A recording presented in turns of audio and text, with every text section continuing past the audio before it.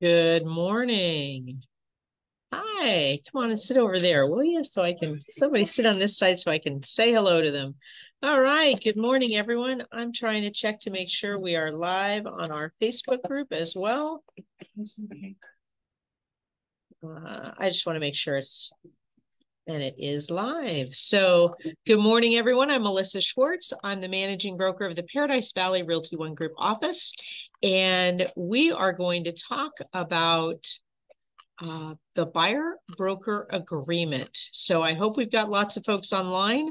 I can't see you because I'm trying to look at the Zoom presentation at the same time as the Zoom and the Facebook. So I can only do one at a time here. It looks like we've got a few people on here.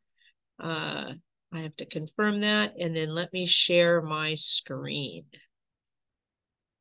I hope everybody had a great weekend. Good morning. Come on in. Oh, you're good. Oh, look, I've even got my Realty One Group jacket on this morning. A little chilly out there. How about that for Arizona? In here, yes, a little chilly in here too. Too true. Okay, let me just go to a slide presentation, slideshow. Let's see if that'll help. If you're on your computer, if you will go into either Facebook or Zoom, one of the two. So if people do have to turn the sound off. This way we can try to keep an eye on you guys. I see a couple of you on the Zoom. It's just really hard for me to watch both with the presentation mode on. So today we're going to talk about the buyer broker agreement. This is being broadcast to Realty One agents, so we can talk about commissions. Just when we get there, you'll understand.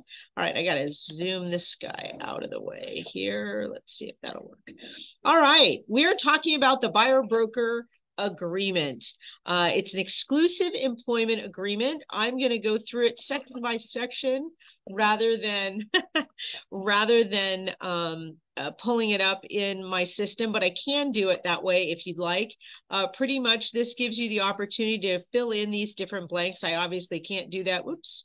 I don't know if I can go backwards. There we go. On my Zoom screen, I can't click on anything, but it's pretty self-explanatory at the top. And again, this is an AAR form. As you can see here, you can access this through either SkySlope Forms, which is an app. That is not our file folder system. That is actually an app out there. So you can go through SkySlope Forms, or you can go through Transaction Desk, wherever you, whatever system you use to access the forms management programs, the different documents that we have from AAR. So in SkySlope Forms, you do have access to a lot of additional Realty One forms. Those are accessible if you're using Transaction Desk.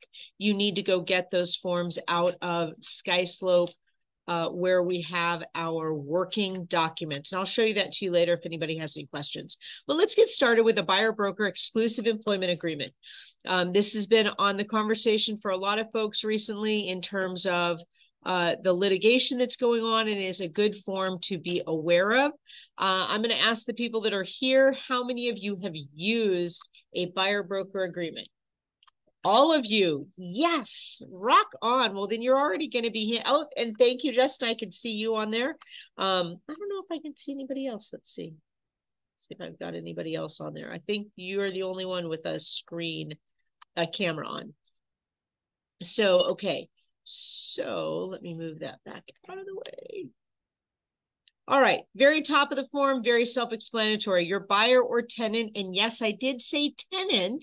If you are doing rentals and want to use this form, it can be used with a tenant as well. It is an employment agreement. So for those of you that feel like a tenant is going to run you ragged, this might be an opportunity to have the conversation about your time and your worth. So we'll get to that a little bit later in some of the ways agents that are working with tenants might use it. You do want to put your name and perhaps you're working with someone else, Or if you're on a team, guess what? Your team lead needs to be on this second line, right? Because if you are on a team, both of those names are going to go on your purchase contract. Same thing here. Both names should be on your buyer broker agreement. All right. Now, what is the one thing every contract in the state of Arizona, one of the things that every contract in the state of Arizona must have on it? Dates. Dates. It must have a start and an end date. That is why it is right here on line 4. Please, folks, put a start date and end date. How many of you feel that the start date and end date should be, I don't know, a week? Have you ever done a week? Maybe a day? You go out with somebody and say, look, let's do this buyer broker agreement. I want to show you my value.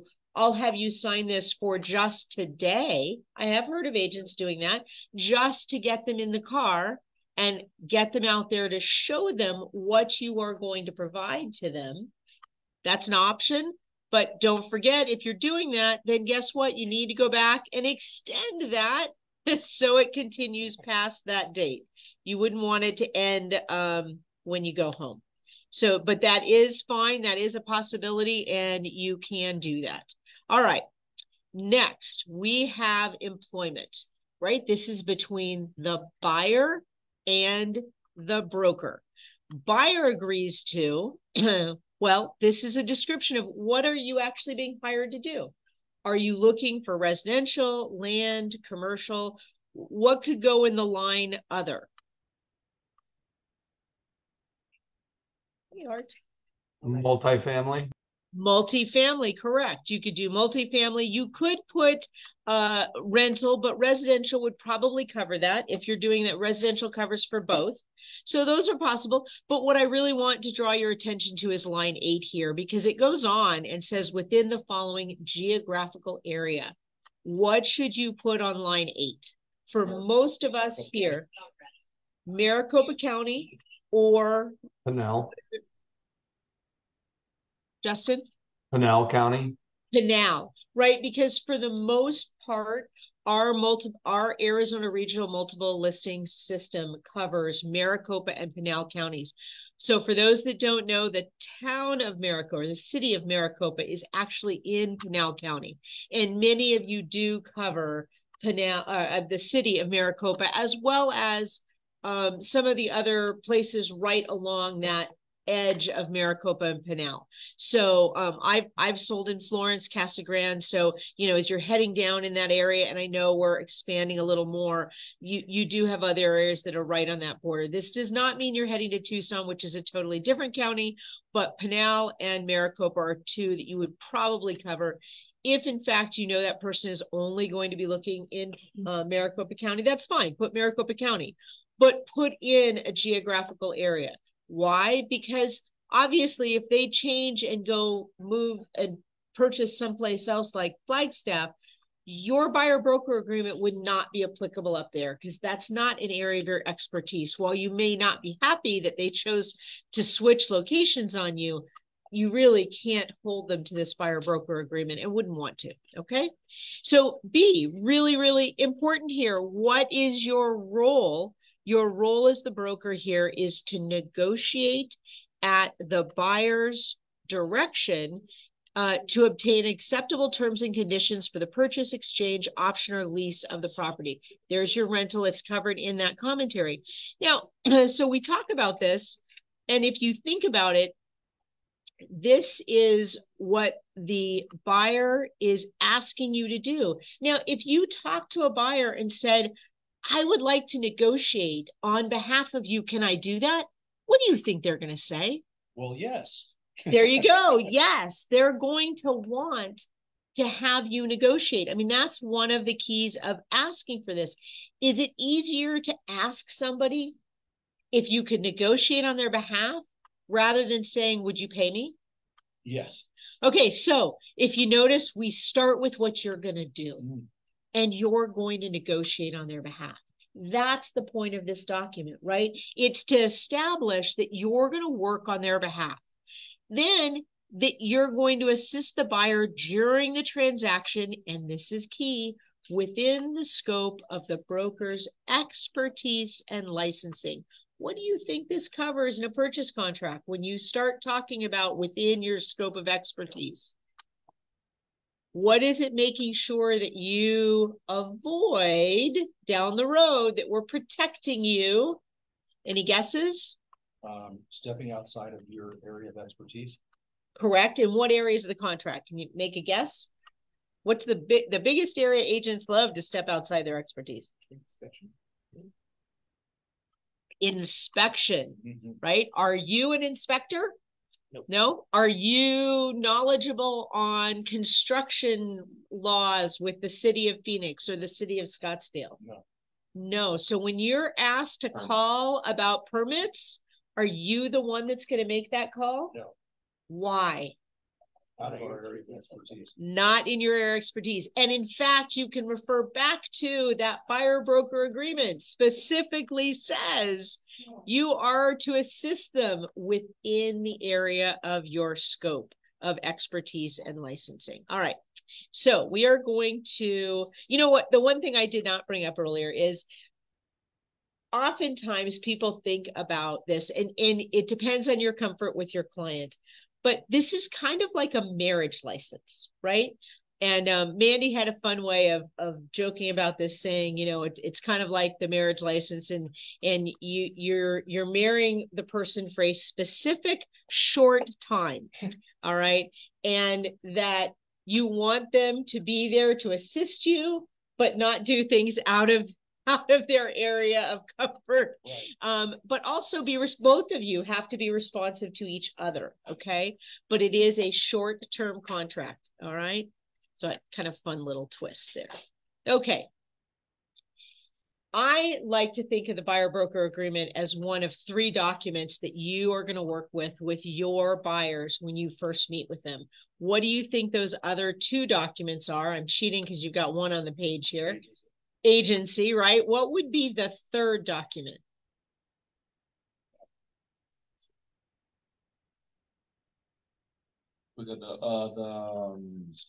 What else do you give your buyers? You're getting there. Yeah. Oh my God. Yeah. The advisory. Buyer advisory. There you go. There you go. I'm like 2 words. 2 words. 2 words. Buyer advisory. You got it. 2 words. All right. So the 3 documents are agency, buyer broker agreement, and the buyer advisory. I'm going to add a 4th in a little bit, but those 3 should be the first 3. And when you go meet with a new buyer, you can do this a couple of different ways. I like to email my clients and say, thank you for giving me this opportunity. I know you have plenty of other agents you can choose from, right? But they've chosen me. So I usually used to send out a letter that said, thank you for choosing me, and attached a link to that buyer advisory, right? And I would always say, when we meet, I'm going to bring the last page of this document, page 13, I think, to have you sign that I've given this to you. I sent you this link. Please save the link to the buyer advisory. In addition to that, right here, you have your agency relationship. This is saying it's as set forth on the buyer agency disclosure and election form. We are going to talk about that form just real quickly afterwards, but you do want to tie that to the agency form that you're going to give them as well, because that's establishing your fiduciary. So in fact, if you're a little uncomfortable starting with the buyer broker, start with the agency. Right? This is who I am. These are the areas that I am going to work with you, right? My fiduciary is to you as your agent. But what is the one thing, let's see if I don't know if I can skip down. Here, I'm going to go all the way forward here. Question on that. When in the conversation do you want to have this document signed? I mean, it's a rhetorical question, but I think it's something that we will need to. Your first meeting. Exactly, right? Yep. Most people, most agents, and in my team, we encounter this, and I've seen it across. They're super scared of having the client sign anything until Usually they send this to sign when they're already sending offers. Correct. And that is wrong. So when you first meet up with a buyer, if you start with this agency, one of the things, I'm going to skip to the bottom of this because I want you to see this on the very bottom. Is it that line? Okay. It was that line. I can't see it on my screen. What does it say on the very bottom of this? You guys can't see it either. Hold on. Whoop. Let me move this out of the way. All right, let me go back. What is on the very bottom of this? What does it say? The duties of the broker in a real estate transaction do not relieve the seller or the buyer from responsibility to protect their own interests. Yeah, I'm looking actually above that for. You said the bottom. I did. I'm looking for the part where it actually says, well, it must be further on.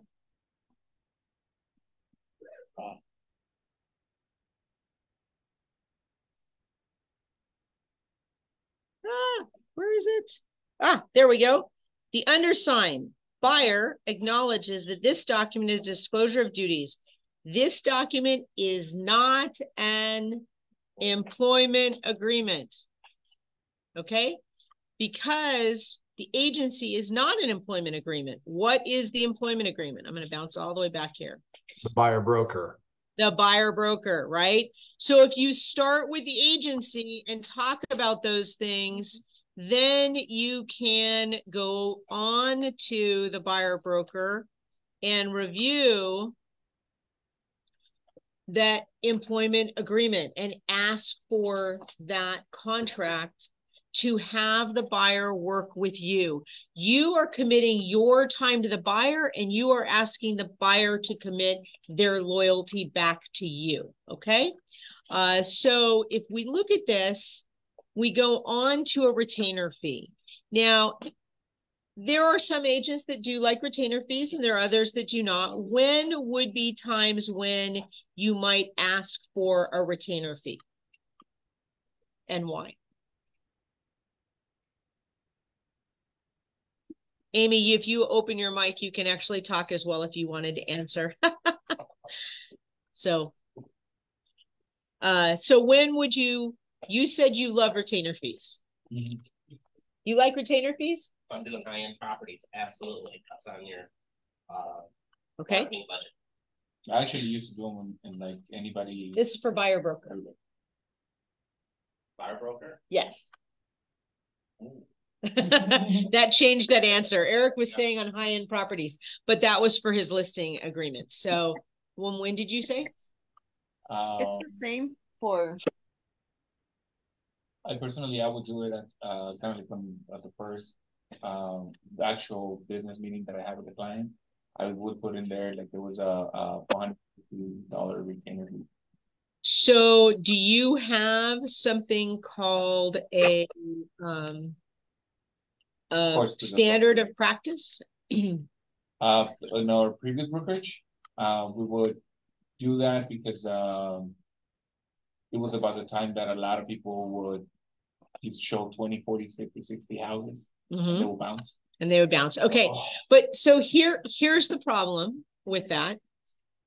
You have to have a standard of practice. So if you're going to do that with your buyers, do you know you have to do it with all your buyers? Now you could isolate, say you've got investors, because a lot of times agents will want to do it with an investor, especially if that investor is asking you to do a bunch of LOIs, which is letter of intent, right? If an investor is making you go look at properties, write letters of intent over and over and over, you might write 60 letters of intent before you ever get a bite to maybe actually write an actual offer. So you might do it with investors. And so with investors, you could create a subcategory. But otherwise, if you're going to do, let's say you were going to do it with your tenants. Let's say you were going to do it with tenants. You would have to do it with every tenant, right? You can't just choose one because you're having an off day and you feel like this guy's jerking you around and you're now going to charge that guy a referral fee. Which was standard practice? You have to create a standard of practice. So if you want to start charging referral fees, it would have to be something that you would actually write up you know, this is my standard of practice. So every time I have an investor, this is my rule. Every investor will pay a $450 fee, right? Every tenant will pay $100 referral fee. And for a tenant, what are you trying to cover if you're doing $100? I'm sorry, not referral, a retainer fee, $100 retainer fee. Why would you do that to a tenant? What do you think? For gas money? You're driving from here to Maricopa or to Casa Grande. You're talking like rentals and stuff? Yeah, rentals. Oh, yeah. For a tenant. Yeah.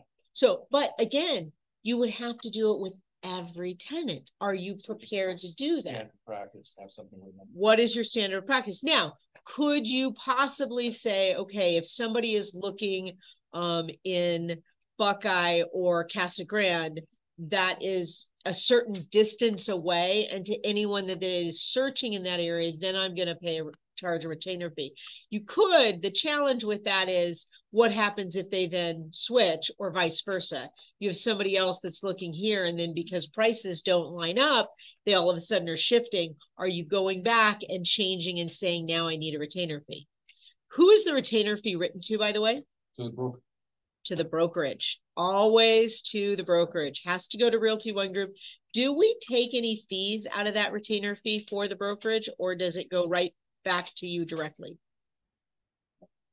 It's called a pass-through. It goes directly to you. There are no fees taken out of there, just so you know. Okay. All right. Now, you can either check the box, shall or shall not be credited against other compensation. That's going to be up to you. So oftentimes, if you're trying to do gas money, you're probably going to do shall not be credited, because you're trying to cover expenses that were already a cost of the transaction prior to you ever getting a commission. So, yeah. Yeah. Yeah. Do you have a, for the standard of practice, do you have maybe a template or something that we can use as a guide? I do not, but I will find one for you. Yeah, thank you. Craig has one. No, I don't have one. Oh, shoot. Here's what I'm hearing this, and I'm going to throw this out there. You hear about people who say they have systems. Correct. That's all she's really saying. Yes. Okay. Is create a system, create your outline on this type of client. I'm going to do A, B, C, D, whether it's 10 or 30 or 40 different paths. Mm-hmm. Create that system. Amy, can you hear him? System is the same, which now becomes your standard of care. Okay, so yeah, so just to make sure, Justin and Amy, can you just know, could you hear him or no? Yeah, I put the volume up a little bit more. Okay. I couldn't really hear. I heard a little bit of it, but it was kind of muffled. Yeah. So Craig, what Craig was saying is basically a standard of practice is your systems, right? So if you have systems in place that say when you meet with a new buyer, these are the 3 or 4 things you're going to do every time you meet with a buyer, that's your standard of practice. Now, you could actually write up a standard of practice saying every time I meet with a new buyer. If you're on a team, if you have a system in place and have it written down for what your team members are supposed to do every time they go out on a new buyer appointment. We often have this with our listing appointments, right? We don't have it set up often with our buyers or with our tenants. So it's simply setting up those systems so you know that each and every time that this happens. And the more you can show that that is truly what occurs, if you were called in for a hearing saying you failed to deliver something to your client and it caused a problem down the road, you could say, I did deliver it. Here is proof of when I delivered it. And not only that, this is something we do each and every time we meet with our buyers. And you could show the judge or the officer, this is my standard of practice. These are our systems. And this is what we did when we met with them. Then you can show that tracking. Now we'll get down to when this is done, what you need to do to make sure you actually show that you did give this to them, right? So let's move on from the retainer fee to the next section, which is talking about property viewings, right? So what is this? Well, I'm going to read it out loud because this is really important. You'll see almost this entire paragraph is in bold print. It says buyer agrees to work exclusively, really wish that was in bold print, honestly, with broker and be accompanied by broker on buyer's first visit to any property, right? If broker does not accompany buyer on the first visit to any property, this does not say new home sales, it says any property, including a model home, new home lot, or quote, open house, unquote, held by a builder, seller, or other real estate broker, buyer acknowledges that the builder, seller, or seller's broker may refuse to compensate broker, which will eliminate any credit against the compensation owed by buyer to broker. Now, what if we just jumped into that?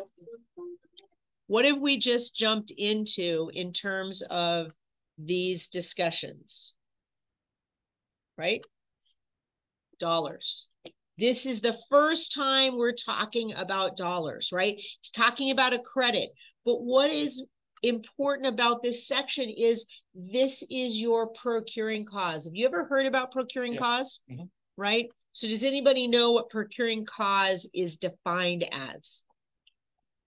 I don't know the actual definition, but if you show somebody a property, if you're a buyer's agent, you show them a property, and then later on, another real estate agent, they jump ship, another real estate agent shows the same property and they put an offer on it, I believe that's procuring cause. You were the reason they wrote the offer, yes. Right? So it's an uninterrupted chain of events. And that's the important part about it, right? Uninterrupted chain of events to cause the buyer to purchase. So it's not just that there was a balloon out there at an open house and the buyer walked into the open house, okay? It is what continues after that. It's the conversations with that agent. Is that agent providing them comparables on the property? Is that agent giving them information that would lead that buyer to go, I want to purchase this home, okay? Uninterrupted sequence, chain of events to cause the buyer to purchase, not to write the offer. That's where a lot of agents get confused. Oh. What is it that makes that buyer go, I'm going to buy this house, right? This is the house I want to write that offer on. Did that other agent say, you know what? The seller's offering a 2-1 buy down. Will that help get you over whatever is causing you to delay writing this offer? And the buyer goes, that's it. That'll make it work for me, right? That's the uninterrupted chain of events. Have they talked to you? No, they're at an open house talking to not even the listing agent, some other agents in holding the open house, right? That other agent has provided all this information to get that buyer to go from, oh, this was a nice house to look at, to, I want to buy this home. That's the uninterrupted chain of events. Not writing the offer. In their mind, they may go, oh, yeah, I'm going to call Joe. Joe's going to write the offer for me. What they don't understand is procuring cause is now sitting with that agent that has talked to them for an hour and a half about this property, sent them comps, they've discussed terms, and the buyers decided they want to buy that house. That's the uninterrupted chain of events, okay? We tend to think, but they came to me to write the offer. And my question is, what did you do to get them there, right? When they call you and say, I want to write an offer on this home, you better be going, oh, well, what home? Did we go look at this home? Why are you making that offer? Unless you had a buyer broker agreement in place, and then they went to an open house, and the agent at the open house, told them all this, hey, these are all the features of the home. They go back, call the agent, say, I want to write an offer. You already had a buyer broker in place. I believe that's going to supersede. That's going to be. Does the buyer broker, I think it has a clause that says they have to be there, no? What did we just read? What did we just read? We read a lot of stuff. What is on the screen right now? We just read that you have to accompany the buyer at their first visit to any property, and this includes an open house. Thank you, ma'am. So that is absolutely correct. And here's the thing where I understand you're not wrong in terms of the buyer broker has an element there that the buyer owes the commission, but you do not have procuring costs. Interesting. So sometimes they go off on their own to an open house. You know, you say, please, I'd like to accompany you to all open houses. And if for some reason you decide to go to a couple, here's my cards. Please let them know that you're working with me. So what happens at that point? So either they pay you or you just don't get paid, right? Either they pay you or don't get paid, for those online, if you didn't hear that. So here, let me go back to yours, Dave. So can you allow your client to go to an open house without you? Sometimes you have no choice. Allow. Well, correct. But what is the key here with that buyer going to the open house? If they walk into the open house and then leave and call you and say, hey, can we set an appointment to look at this property, right? But if they sit there for an hour and talk to that agent, guess who's going to have procuring costs? No way. That agent is. I love doing open house. We've got somebody saying, I love doing open houses for this reason. Okay. So yeah, it's really important that you understand that and this is why this whole paragraph is highlighted, right? Because you need to explain to them if they go into a property. And by the way, how many of you have seen on the new Zillow, there's a little button you can click, or your clients can click? Want to see this home today? Click here. I had a client of mine do that a month ago. I'm like, I'm like, it's a mile away. I could have run over to meet you. What are you? Oh, it was so easy. We just click the button and they send us a note and say we can see it in an hour. I'm like, please don't do that. So if you guys are not aware of that, you need to add that to this conversation. Yes. I show all homes to you. Please do not click on Zillow. And I would specifically state Zillow and say any other platform that says, would you like to view that? Unless you're on the one app. We have our own app, folks. Make sure your clients have our app, right? Because on that app, if they click, they want to see it, who gets notified? You do, right? Nobody other than you. So say, please use this. If you want to see a property, click this. I'll be notified immediately, or text me. I will be happy to arrange to see, show you this property.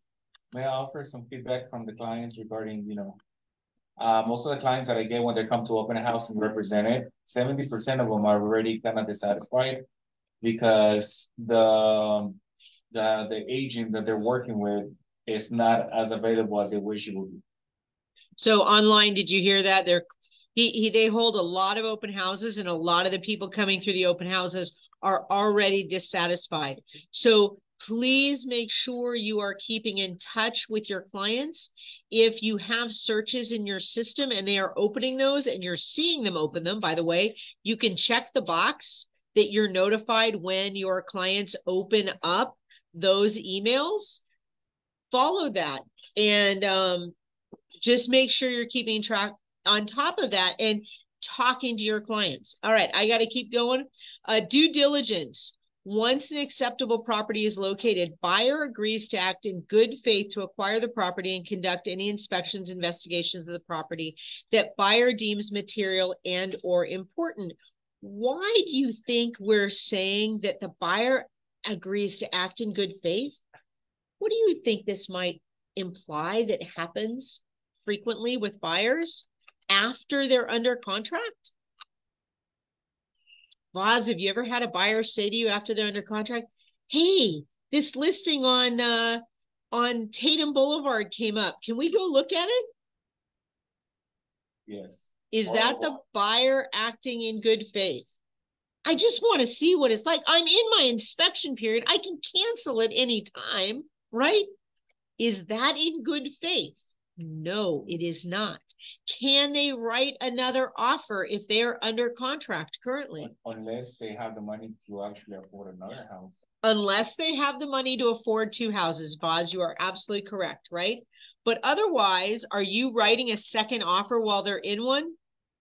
No, unless you're writing that they are making a multiple offer. There is a form for that. If you need that, call me. It is there. You can write an offer stating that they have made an offer on another property as well, and they will only be deciding between one of the two properties or multiple ones. All right. So then we're going to go on now. Where else have we seen this lovely paragraph? Buyer acknowledges that pursuant to Arizona law, sellers, lessors, and brokers are not obligated to disclose that a property is or has been, 1, the site of a natural death, suicide, homicide, or any crime classified as a felony, 2, owned or occupied by a person exposed to HIV or diagnosed as having AIDS or any other disease not known to be transmitted through common occupancy of real estate, or 3, located in the vicinity of a sex offender. Where else is that paragraph? Fair housing. Where else is it on a document that you have them sign each and every time you do a transaction? The advisory? It probably is on the advisory, but where else? Understand. The agency. I would have showed it to you. It's on the agency, big old paragraph, right? So these are stigmatized properties. This is the first opportunity. If you didn't discuss it on the agency when you speak with them, you can go over it on agency and then just skip over this paragraph when you're talking to them. We already discussed this under agency, okay? Here is our first notice of the real estate buyer advisory. This is your opportunity to give them the link that they can type in. Again, I usually send the buyer advisor my very first email to all buyers saying, thank you for selecting me. Here is information about purchasing a home in the entire state of Arizona. There are so many tools and links to government entities that you will want to have, not only while you're looking at a home, but I recommend you save this link because as a homeowner, it is a great resource. And guess what? Number 3 up above right there on line 26, where can they find the list of locations of sex offenders? Is in the buyer advisory. So you can tie this paragraph right back up to the paragraph above. If you're concerned about where sex offenders are living, please do look at the buyer advisory. The link is right there. I did once have a buyer, let's say 48 hours prior to closing, finally decided to look at this sex offender list. And guess where a sex offender was living in the neighborhood to the home that she was purchasing? Next door. Yeah, next door. Next door. So did I have a buyer that absolutely panicked at the last minute, did not do it during the inspection period, by the way, and ended up doing a little research on that sex offender. And if you've never looked at those lists, please take a few minutes, learn what the different rankings mean, and look to see when the offense took place.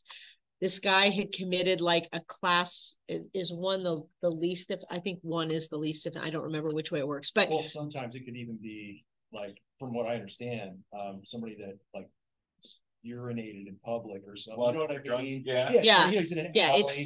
mean? So do look what the, but this guy had like looked online in the 1970s, which meant there wasn't very much online in the 70s, and had been convicted. I didn't know there was an online. So he'd been convicted, and the guy now was like 78 and lived with his daughter and grandkids. I mean, so the bottom line was she decided to move forward, but she moved forward with the knowledge that she knew who was next door and the information about him. So again, that should be done during the inspection period, not 2 days prior to closing. That is not the time to do that. Okay, so here we go. This is the section that everybody panics about. So buyer agrees to compensate broker as follows. And again, I'm making the disclosure here. We're all Realty One Group on this call. This is a Zoom and being done on our Facebook group internally. So it is a private conversation. We can talk about commissions. Because of that, we can talk about compensation. The amount of compensation shall be, and here is your blank line. I wrote minimum you are willing to work for. That number could be any number you choose and decide to speak with the buyer about. There are some people that want to put 3% here. And in fact, I looked at Mandy's notes, and it was very interesting. She used to put 3%, and what part of her dialogue with the buyers was that she knows that perhaps they may look and find a property that would offer less than that compensation that she's would be expecting to be paid. But then I just need your permission to ask the listing agent if the seller would consider raising that compensation. What do you think, prior to submitting an offer, what do you think a buyer is going to do if you did put 3% and you followed with that exact phrase, right? If we find a property that is not offering that compensation, would you permit me to have this conversation with the agent to ask the seller if they would adjust the compensation to save you money? Yes. I think most buyers would be amenable to that, right? They would be looking at that. Now, I think the key here is you have to look at what is going on in the current circumstances. At this current time, when we are desperately negotiating for seller concessions to buy down interest rates, to do the 2-1 buy down, to pay closing costs, do you want that compensation to be mixed up in those numbers? So I would caution you with that today, but I would absolutely keep it in your, in your book as an option for the future. I'm not sure I would do that today, all right, because we're trying to get those interest rates down, because buyers coming in are desperately seeking sellers' concessions, okay? In a different market where there is less of a need to go after those concessions, and I'm talking, there are buyers going after 3, 4, 5, 6% towards their closing costs. So you're talking a lot of money that is being asked for right now on the table. So again, you could do it, and I definitely would recommend you keep that phrase of, if, would the buyer allow them to go to the agent to ask for raising the compensation prior to submitting an offer. Now, it's really important that you understand the buyer usually is going to say, yeah, no problem. What's important is how you make that ask. If you're going to do that, you can't say, you have to pay me, Mr. Seller, right? Or you're obligated to pay me. So what you can say is, after consulting with my buyer, please know that we have an agreement to submit to you.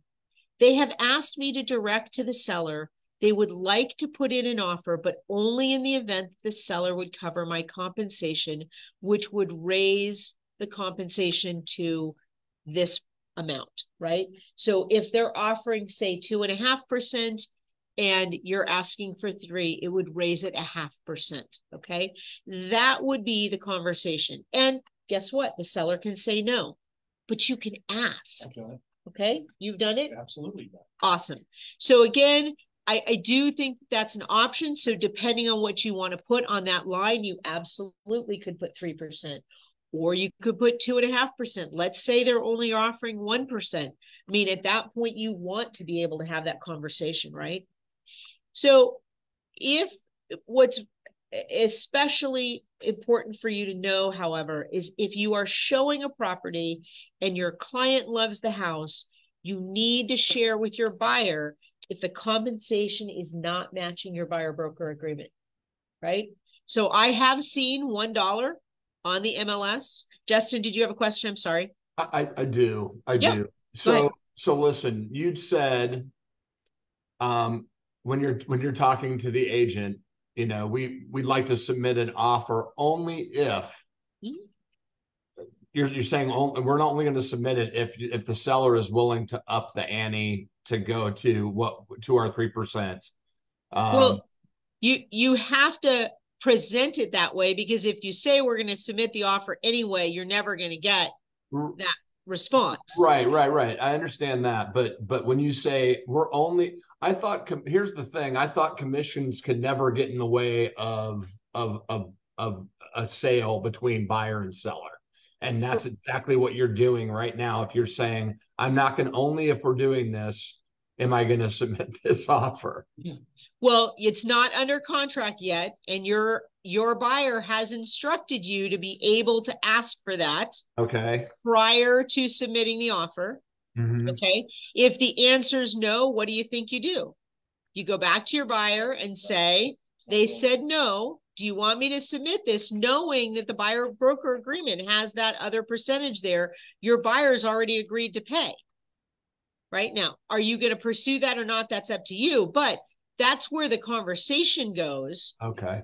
So you have to do it in front before you present the offer, because once you've presented the offer, you cannot discuss commissions. Right. I understand all that.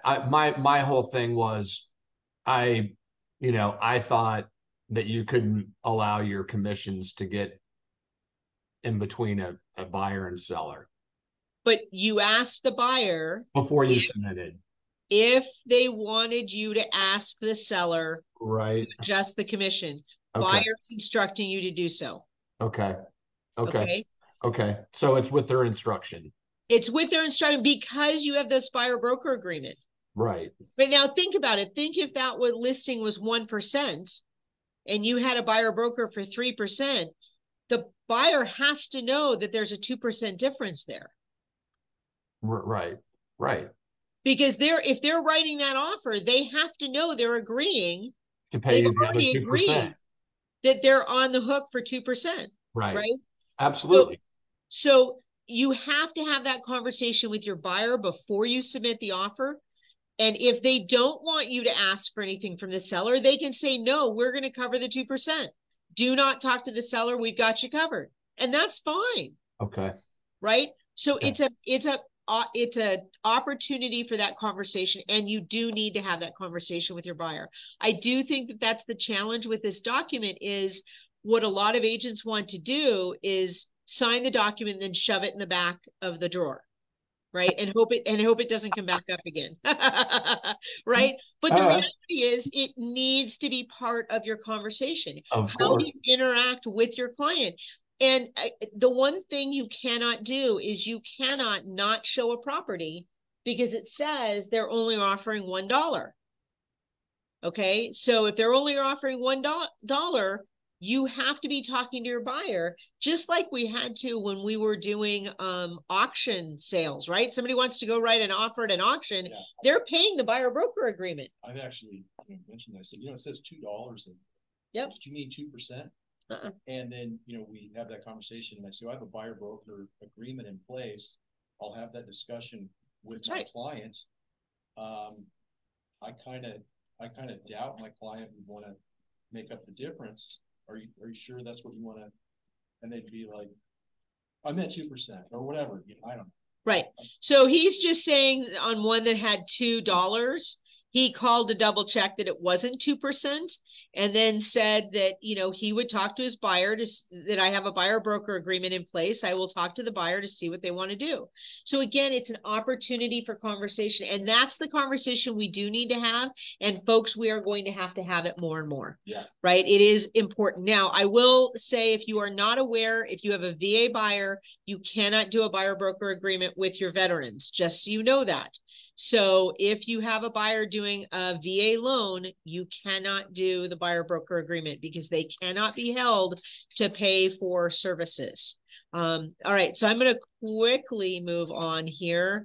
Here it does say if completion of a transaction is prevented by a buyer breach or with the consent of the buyer other than provided in the purchase contract, the buyer has to pay that compensation. It's due and payable by buyer, right? If they walk out at the very last minute and decide not to move forward, that commission is due and payable. And again, here is a great opportunity to talk about your value. That commissions are payable are not set by any board or association of realtors or MLS or any manner other than is negotiated between broker and buyer. Here is an opportunity for you to talk about your worth and what you are looking for as a buyer broker and what stands you apart with what services you provide as a broker. So use that to your advantage. All right, under additional terms, what you might do is put something about new home builds, which are different than resales. How many of you know that some of our builders stopped giving commissions to buyer brokers a year ago? Yeah. I think they've turned back around a little bit, but Lennar was the biggest one that dropped all brokers from being compensated. So you could add something in here that in the event the buyer elects to purchase through a new home subdivision, and that subdivision is, or that builder is not offering broker compensation, the compensation shall be either a dollar price or a percentage. So it could be different from what is said elsewhere, specifically if a new build is not offering co-broke compensation. Okay. This would be out of the buyer's pocket then. So what would you negotiate? Something to consider. And again, they may not be considering new home builds, but look, folks, if interest rates are an issue and your buyer has the ability to purchase a wide variety of areas around town, the new builders are giving incredible interest rates that you just cannot get anywhere else. I saw an article that was saying, oh, I wouldn't go to a new home build for a buyer right now. I'm like, why not? 5%. 5%. Yeah, I saw somebody at 4.75%. I'm like, you can't get those rates, folks. And that is a huge savings to your buyers. So, you know, you do need to look at that again, put something in additional terms. And then we go down to, of course, Melissa. Yes. Also, I guess if you're doing that, you could also probably put additional terms for sale by owner, or any kind of like a wholesale property that are sent to you that are not on the MLS. That you know, if you're gonna, I mean, that way you've got all three of those. That is a great comment. Yes. For folks not, you know, understanding, wholesalers are a huge issue right now. And, you know, I get hit with stuff every, twice a day from a couple of these people that are wholesalers, as well as for sale by owners. And for those of you that have never done something with a for sale by owner, please understand, if you want to think that it's half the work, rethink that, because oftentimes for sale by owners believe that they know everything, and it's your obligation to make sure that they're complying with the purchase contract. And because they know everything, they don't want to listen to you. So it is actually double the work, in my opinion. You still have to make sure that they're signing everything, and that means you have to get them to do things even though they're not your client. You've got to present and get the seller property disclosures to them. You've got to get all those, you know, things that the seller is obligated to do. And trust me, I don't know why they think they know everything, but that's why they're for sale by owner, right?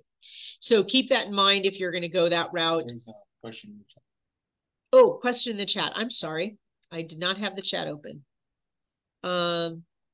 I do not know if that covers USDA. Craig, do you know if USDA buyers can do a buyer broker? I would think they could. I would think they could. It's usually one mandated federally that VA can't. Third party corporate relocations typically will instruct their buyers not to sign a buyer broker agreement. But outside of that, I'm not aware of anybody else mandating it. So it's just VA buyers. To my understanding, it is under the restrictions of the veteran loan program. Yes, Justin. Sorry, I know you're trying to get through this. So on the FSBOs, you're probably doing an unrepresented seller, right? Is that how? Yeah, okay. All right. That might be a good other topic to do some other time with the documents and stuff. So yeah, but the other thing on the for sale by owners, unrepresented seller, is they may not want to pay a commission. So your buyer still may be obligated to pay the commission. I'm seeing a lot of those go through. So, okay. Right. Okay. Yeah. Cool. You do have an equal housing here and other potential. Sorry, I'm not able to see that here. Buyer consents and acknowledges that other potential buyers represented by the brokerage, right? We're a large brokerage, by Realty One Group, may consider, make offers on, or acquire an interest in the same or similar properties as buyers seeking. You need to make sure that your client understands that, because there have been times we had multiple Realty One agents writing offers on the same property. You may not know it, but whoever's receiving those may see multiple offers from Realty One Group agents. Equal housing, this is just an opportunity to talk about equal housing, especially important in tenancy, but this is critical in terms of disclose, if somebody asked you to disclose the neighborhood or community, who lives there. I've heard it all, folks. What about, this question's always asked, and you got to be so careful when they say, well, is that a good neighborhood? I mean, is that a good area or a bad area? And, I always say, look, I have to be very careful to answering that question. Fair housing. So what do you mean? I say, what do you mean in terms of construction? I would not ask, what do you mean? No, don't ask that. Do not ask what do you mean on whether it's a good neighborhood. Oh, okay. Good is subjective, and they need to do their own research. That is up to them to research. Okay. Go ahead, Craig. I say there are social and economic factors that play in every neighborhood, and your best opportunity is to look at the buyer. Advisory and any other sources that may deem appropriate to you. Correct. Wow. And for those of you that are dealing with clients looking to be within walking distance from perhaps a religious location, for those that work with, say, Orthodox Jews, what you need to ask them to tell you is, what are the cross streets that they're looking at? If they tell you, I need to be X number of, within a mile of this church or this temple, you need to ask them to change that and give you the cross streets, not that it's a temple. And you can absolutely draw a circle within that mile radius of that intersection that they're asking to be within that distance. You don't want to be the one pulling up all these different temples and trying to find that out. They need to give you cross streets, okay? And that is a very real concern because they do have to walk. So that is something they're looking for. There's nothing wrong with looking in a specific area. We draw maps to where they want to reside. They may say, look, I want to go to 22nd Street or I want to go to 16th Street. As long as they give you those boundaries, that is what you can draw a map around. Does that make sense? You're not violating fair housing there. Okay. Is it going to go? Where did I go here? There we go. All right. Alternative dispute resolution. I'm going to actually skip past this pretty quickly. This does talk about, though, you go to mediation first if there is an argument here. Both parties agree to go to mediation through the Realtor Association, and then costs are paid equally by the parties. If it's not resolved that way, then it shall be submitted for binding arbitration. And then they have to go to the arbitration hearing. If they're unable to agree on an arbiter, the dispute shall be submitted to American Arbitration Association. It goes on. Judgment on the award rendered by the arbitrator may be entered in any court of competent jurisdiction. If it ends up in court, the prevailing party typically gets their fees.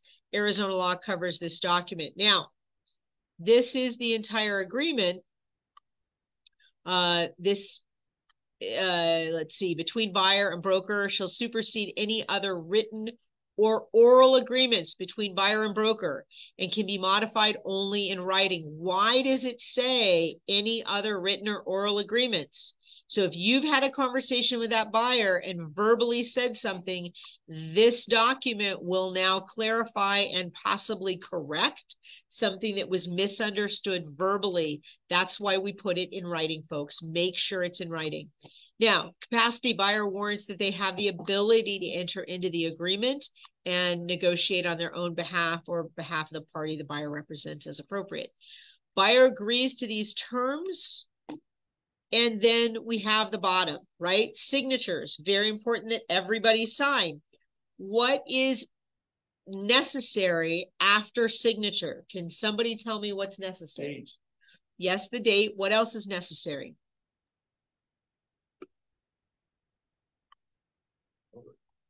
No notary. What's important? If you take one copy of this, get it signed and walk away with it, what have you not done? You have to deliver them a signed copy. Thank you so much. Delivery is required. Delivery is required. Now, how many of you have a phone? How many of you have Adobe Scan? Or if you have an iPhone, by the way, if you don't have Adobe Scan, you have a scanning program under your notes section, by the way. If you don't know that, it's there. So before you leave, scan this document and email it to them so you have delivered it. Delivery is required. If you walk away, they can rescind that. Does that make sense? Because it has not been delivered, they can rescind signing that. So please, before you leave there, scan that in and email that to them. Okay, well, oddly enough, we have actually spent an entire hour on this.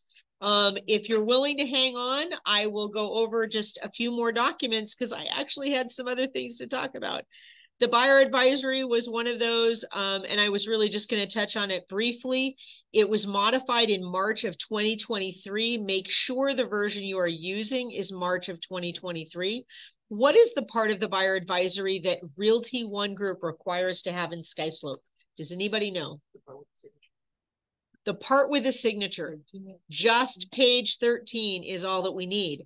But here's something that it says actually on the bottom of page 1. If you have not read this, I would suggest you read this because there's a great opportunity here to have a conversation before going out with your clients.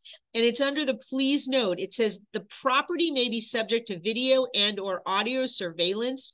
Buyers should therefore exercise caution and not discuss features or pricing while in the home. I have that discussion. Have that discussion with your buyers, please, because when you are walking into homes, you have no idea if they're listening to your conversations. Right. If your buyer is like, oh my God, this is perfect. I want this home. You've just lost your negotiation tactics because they have heard everything your buyer cares about, right? I do have a real story. My cousin and his wife. That thing happened in the house, and I looked at her and I said, "You just shot your negotiation." Yeah. So 3 years later, we were selling the house, going to buy another house, and she looked at me and says, "I promise, I will not dance and sing in this house." Right. Right. Yeah, that is not a good thing. It happens. So this page here, page 13, I believe you're correct, is the only page we need in our files. Oh, cool. So I highly recommend, we know we have March of 2023, which means it should not be adjusted this year again. It can be adjusted twice a year, but I would go print page 13, right? Go save that into your computer so that you have just page 13. Please make sure you deliver to your client all the pages. But when you get ready to sign, just grab page 13 and have them sign that. Does anybody know why I'm suggesting that? It's a huge file. I hate it when I get emails from the other side that have this whole thing. And the 13 pages of the buyer advisory is very dense. And the way it scans in is like a picture. And it takes up like 10 megabytes of size on your file. It's horrible. So please, please, please just send that page. The real estate agency disclosure and election is also known as READY, R-E-A-D-E. If you've heard the term READY, I usually just call it agency, but it is always referred to as READY if you're in a real estate class. So if you look at this, the very top, of course, says Realty One Group and then your licensee names. Again, if you are working on a team or working with a partner, both names should be on there. This talks about your disclosure. I'm not going into this very far. I just wanted to make sure you saw this. And again, we talked about it earlier that this document is not an employment agreement because the employment agreement is the buyer broker. Now, If you guys are willing to stick with me for just a few more minutes, I'm going to jump on to some other issue about compensation, which is the exclusive right to sell.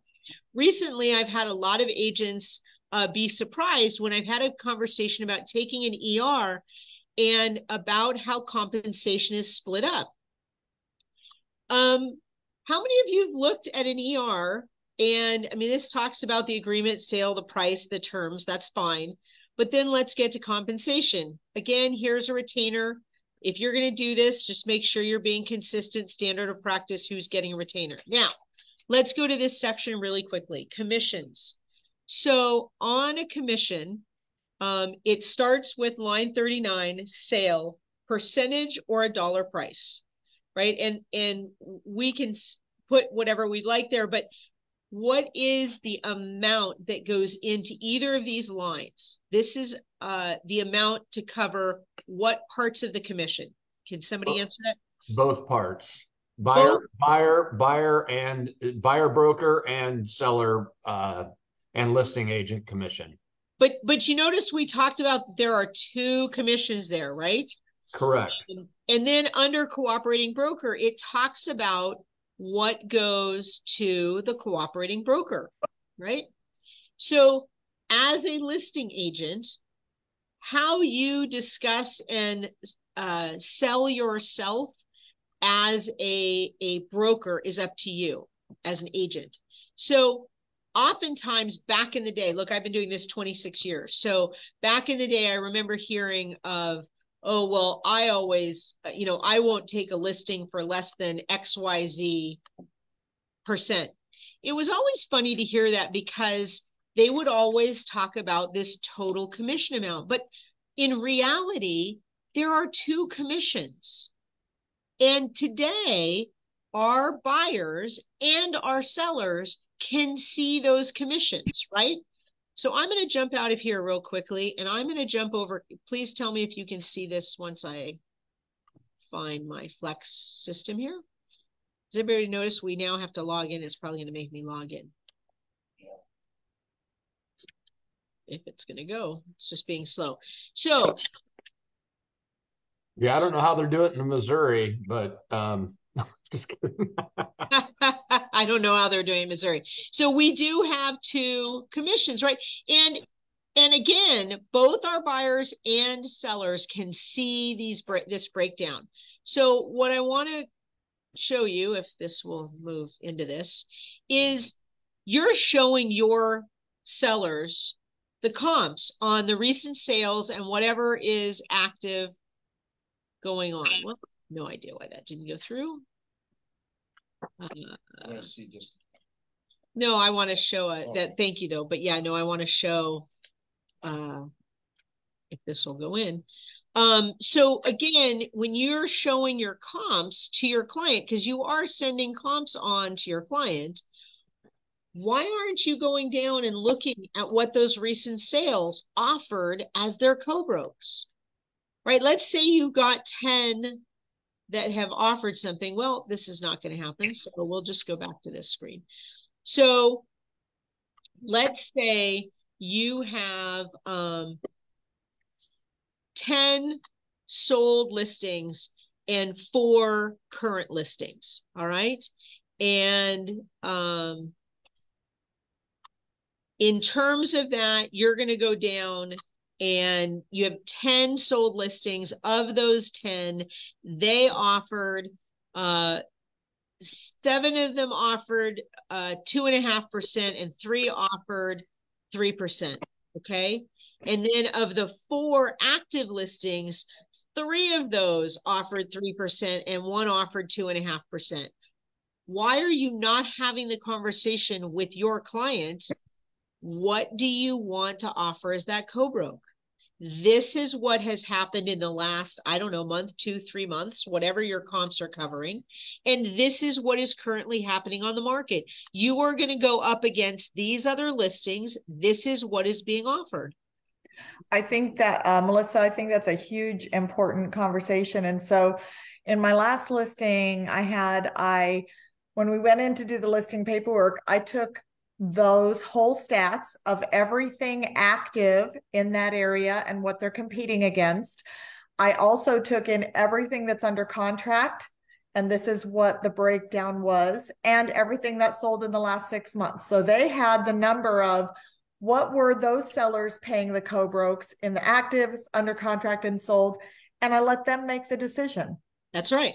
And So, it's their decision if they want to offer 4%, if they want to offer 2%, or whatever they want to offer. So it just drives me nuts when on some of the pages I hear people whining about the buyer's agent to get half of this. And then it's like, my sellers are deciding this. I'm telling my seller what I charge for my listing services. yes. And then they're going to decide what they want to pay the buyer's agent broker.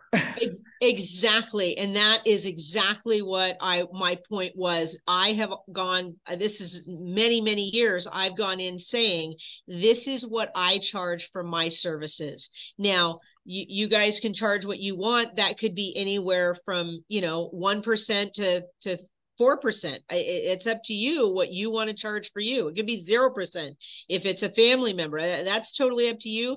Just remember, this is where that line additional broker commission, if you're going to do 0 here, you don't do 0 there, but if you do something that's not including anything for you, you would need additional broker commission to make sure you're covering your transaction fees. And so you can put that in there to cover that. But I usually would say, look, this is what I'm going to do for you, especially maybe it's a friend, a relative, a past client, or somebody that's doing multiple purchases or listings with you. This is what I'm going to charge you on the first one. The second one's going to be this. There are a variety of ways for you to do your business and conduct your business with those dollars. But then, as Deborah said, show them what is happening in the market in that area. What are buyers seeing and buyer brokers seeing in terms of what the compensation is? Let the seller choose what they want to offer. Did you have a comment there, Alexandria? You just jumped on. Nope. Okay. So I just wanted to make sure that I got that in there today because I've heard a lot of people asking about it. And because we were talking about the other end of this perspective as a buyer broker agreement, when you're looking at these, how do they arrive? How do they arrive at those numbers? There may be a variety of reasons they arrived at that number. And by the way, I want to say in the last year, I've used 2.75 as one of my listing commission amounts because we had a bunch at 2.5 and some at 3%, and the seller selected 2.75. Totally their choice. Like I had one say, well, does it seem like we're being cheap? And I'm like, I don't know. You're paying more than the 2.5%. So there you go. I said, if that's what you want to do, I will put that down. Does not matter. That is your choice. Go ahead, Justin. Thank you. Sorry. So a couple things. One, can you give me an example of additional broker commissions? Is that for additional broker? If I'm the listing agent going out on an appointment, is that a new line, by the way? I don't think so. I think it could be a couple of things. So sometimes people do retainer fees to cover some of their marketing expenses. You might actually put underneath. I have seen additional broker commissions for staging services that might not have been paid as a retainer fee, but might be picked up at closing. Okay. So things like that, I have also seen, well, I've definitely seen the transaction fees if it's their own listing and they are not taking a commission themselves, they would put additional broker commission and they would put the dollar amount for the transaction fees there rather than up above on line 39, although you could put it in the dollar amount. So like if you said, okay, staging fee, and then you'd put a dollar amount, you need to specify what that's for, correct? Or no? You could, so here's the thing, line 39 is including what is in line 42, right? So Okay. So line 39 is kind of a little different, and the problem is if you want to give, say they're going to do 2.5% to the buyer broker, and you are collecting 1% for you. So that would be 3.5% on line 39. You can't put a dollar amount over on the or dollar amount, right? So you can do one or the other. So let's say you're not taking a commission for you and you put 2.5% up there, and on line 40, you need to cover your transaction fee. That's where you would have to put it, because it's not going to be on line 39. Right? Does that make sense? That's great. Okay, Yeah. perfect. That makes total sense. And it does not have to be defined, but you could define it. So transaction fee for Realty One Group dash and put $600 or $800, whatever it might be. Okay. Okay. Very good. Any other questions? Yeah, I had another one, but it's all right. I know you want to get that's all right. That was great. That helped me a lot. No, I'm here. People have been hanging on. Thank you so much. If you just joined us, this is recorded and will be available. It'll be available immediately on our Facebook group. It'll be available on our YouTube channel a little bit later. So usually it takes about a day or two to get it posted there. So I can email it to you if you need to, but it will be posted. Any other questions from everybody? Thanks for hanging on there. I just thought that was a good tie-in to the brokerage. Yeah, go ahead, Justin. Okay, so yeah, the agency, and Mandy was the one that told me this, and I really liked it.